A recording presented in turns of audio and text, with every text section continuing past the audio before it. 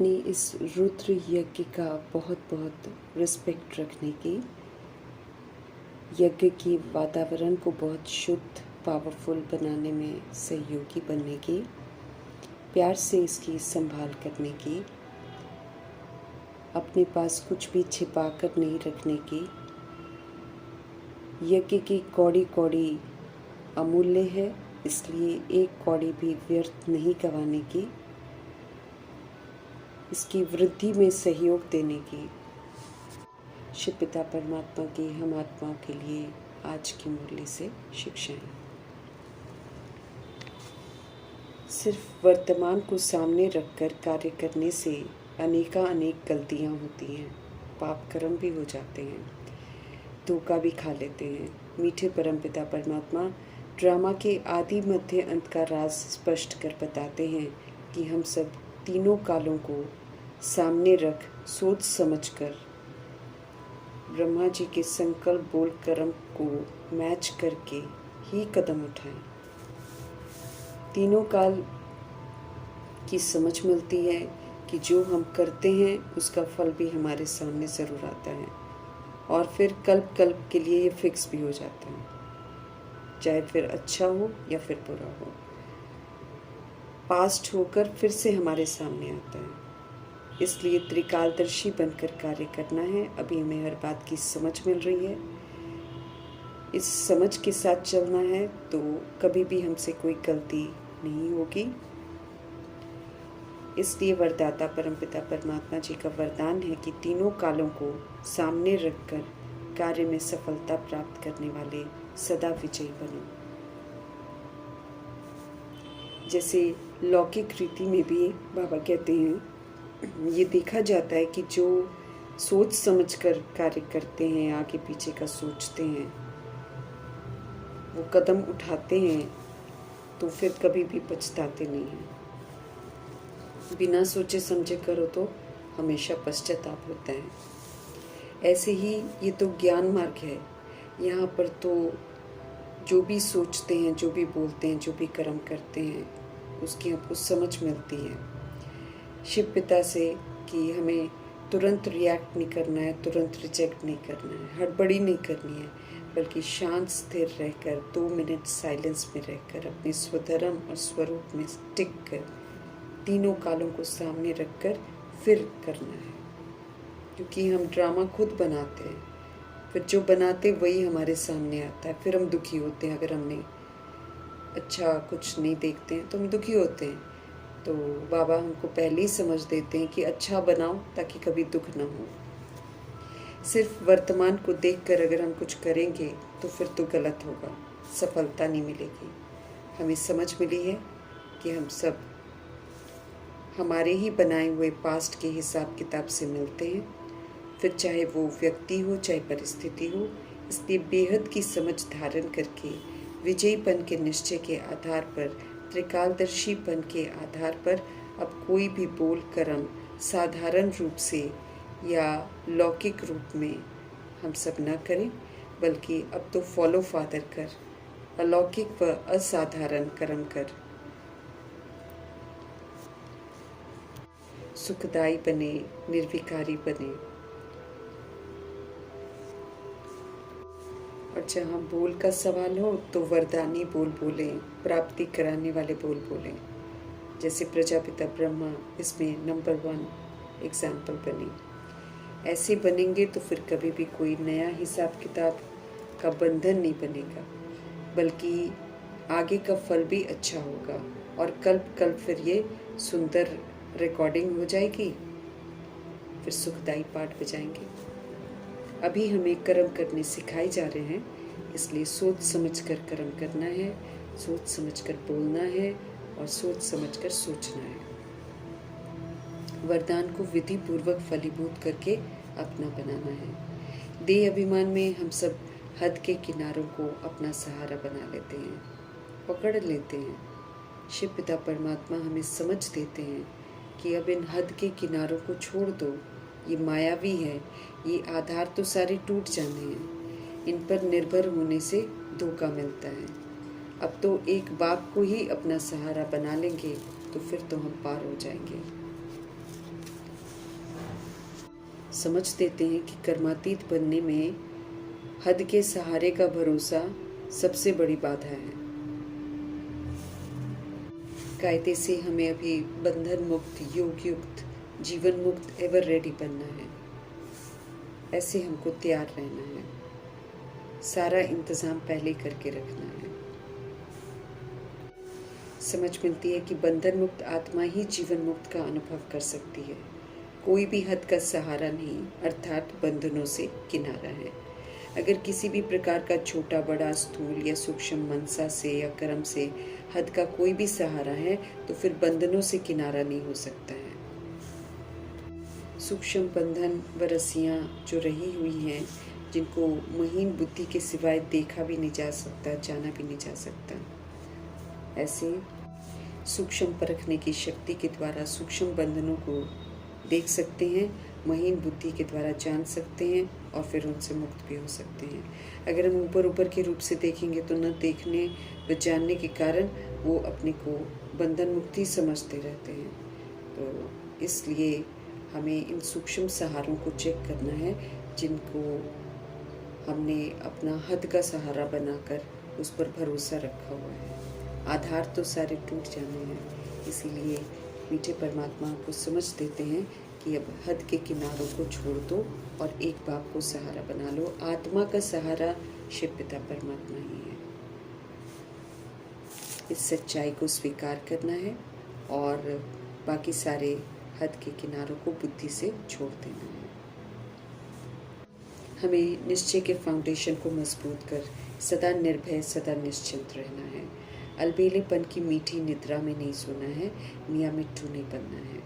बाप से सच्चा होकर हमको चलना है। सच्चे होंगे तो सिद्ध करने की कोई ज़रूरत नहीं पड़ेगी। मीठे परमपिता परमात्मा ने कल्याणकारी ज्ञान यज्ञ रचा है। हम भी यज्ञ की मर्यादाओं में चलते हैं, श्रीमत पर चलते हैं, इसकी वृद्धि करते हैं तो हम सब भी यज्ञ रचता बनते हैं। एक्यूरेसी से परमात्म इशारों पर चलकर हमें यज्ञ की संभाल करनी है, यज्ञ रक्षक बनना है। श्रीमत की अवज्ञा करके विघन रूप बिल्कुल नहीं बनना है।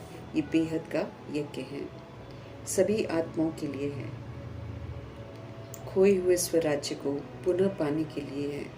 हमें सब तरह की गुलामियों से, बंधनों से मुक्त कर फिर से ऊंचे से ऊंचे परमपिता परमात्मा का राजा बच्चा बनने का अवसर देता है। ये यज्ञ लेवता से देवता बनाता है। कर्म इंद्रियों की मन बुद्धि संस्कार की गुलामी से मुक्त कर श्रीमत प्रमाण इन्हें चलाकर क्रिमिनल से सिविल बनाने की विधि सिखाता है। यज्ञ की मर्यादाओं में रहकर हमें फिर से स्वराज्य प्राप्त करना है, फिर से सुख शांति खुशियों का वर्षा प्राप्त करना है। कल्याणकारी शिव में पूरा विश्वास रखना है। उन्होंने हम आत्माओं के लिए रुद्र यज्ञ रचा है। इस यज्ञ की रिस्पेक्ट करनी है, अर्थात इसकी विशेषताओं को अच्छी रीति जानना है। इससे हम सभी आत्माएं कौड़ी से हीरे जैसा बनते हैं। इस रुद्र यज्ञ में वर्थ नॉट अ पेनी बनाने वाली बुराइयों को स्वाहा करना है और श्रीमत पर चलकर हीरे जैसा बनना है।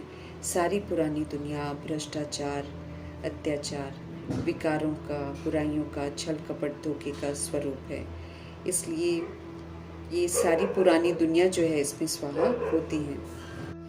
आयरन एजेड तत्वों से बनी हुई देह से सारे विकारों वाले कर्म किए हैं, इसलिए पुराने शरीर को भी स्वाहा करना है, अर्थात तन को प्रभु समर्पण करके परमात्म डायरेक्शन प्रमाण हड्डी हड्डी सेवा कर, अर्थात श्रेष्ठ कर्म कर इसे स्वाहा करना है। हमें ये ध्यान रखना है कि हमसे कोई भी ऐसा बेकायदे कर्म न हो जिससे यज्ञ में ये कर्म विघन रूप बने। इस विधि से मीठे परमपिता परमात्मा की एक एक शिक्षा पर ध्यान रहे, तब हम सब रिस्पेक्ट रख सकते हैं। राजस्व अश्वमेध अविनाशी रुद्र ज्ञान यज्ञ हमें पुजारी से पूज्य बनाता है, मंगता से देवता बनाता है। इसकी बहुत इज्जत रखनी है, बहुत लव रखना है, यज्ञ की संभाल रखनी है, बाप का पूरा बन जाना है, यज्ञ की इज्जत रखनी है, कदर रखनी है, रियलाइज़ करना है कि बड़े बाप ने बड़ा यज्ञ रचा है। इससे मनुष्य कौड़ी से हीरे जैसा, भ्रष्टाचारी से श्रेष्ठाचारी बनता है। इसलिए खुद श्रेष्ठाचारी बनते हुए हमें यज्ञ रचते रहना है। इसमें कोई एक भी मीठे परमपिता परमात्मा का बन जाए तो अहो सौभाग्य है। अपनी ऐसी अवस्था बनानी है जो यज्ञ भूमि पर आते ही जीवन में सुधार आ जाए, बुद्धि का योग एक परमपिता परमात्मा संग लग जाए, सबका कल्याण हो जाए, हर आत्मा परमात्मा के संबंध में आ जाए। यज्ञ का बहुत मान रखना है, ज्ञान पूरा हो, रिकॉर्ड पूरा हो, विघ्न रूप नहीं बनना है। ये शिव बाबा का यज्ञ है। बेहद के बाप से सब कुछ हमको मिलता है। निराकार आत्मा को, निराकार शिव पिता को ही याद करना है। साकार को अर्थात शरीरधारी को याद नहीं करना है। मातेश्वरी का और प्रजापिता ब्रह्मा का रिकॉर्ड पूरा रखना है। कर्मा में उनको फॉलो भी करना है, लेकिन याद हमें एक शिव पिता को ही करना है। पतित बनते हैं, इसलिए पावन बनने के लिए शिव पिता परमात्मा को याद करना है, किसी भी देहधारी को नहीं। देहधारी को याद करने से कभी भी हम पावन नहीं बनेंगे, बल्कि बुराइयां ही धारण होंगी। इस समय डाउनफॉल है, मनुष्य मत डाउनफॉल में लेकर जाती है। राइज करना है तो एक परमपिता परमात्मा की श्रेष्ठ मत पर चलना है। निराकारी दुनिया में जाकर फिर हमें साकारी सुंदर दुनिया में आना है। दोनों दुनिया में जाने के लिए हमें पवित्र जरूर बनना है। श्रीमत पर चलकर तकदीर की तस्वीर सुंदर बनानी है। साक्षी होकर सारे ड्रामा को देखना है। प्रभाव मुक्त होकर हमें श्रेष्ठ पाठ बजाना है। जितना चाहिए उतना ही सृष्टि रूपी ड्रामा से हमको लेना है, एक्स्ट्रा इकट्ठा नहीं करना है। यज्ञ की कोई भी चीज़ छिपा कर नहीं रखनी है, दिल खाता रहेगा क्योंकि ये महापाप है। अंतकाल अचानक कोई भी मर सकता है, अंत समय फिर किए हुए पाप सब सामने आएंगे। हमें अंदर में कोई दुविधा नहीं रखनी है। शिव पिता पर पूरा भरोसा रखना है, वे ही हम आत्माओं की पालना करते हैं। दिल साफ रखेंगे तो अंत घड़ी कुछ भी सामने नहीं आएगा। जहाँ भी रहते हैं प्रवृत्ति भी सेवा स्थान है। शिव के संग रहेंगे, उनकी श्रीमत पर चलेंगे तो उनसे ही हमारी पालना होती रहेगी। बेफिक्र बादशाह होकर हमको रहना है। जैसे बाबा रखे, जो बाबा खिलाए वैसे खुश रहकर चलेंगे तो सदगति होती है। शिव पिता की श्रेष्ठ मत पर नहीं चलते हैं तो दुर्गति हो जाती है।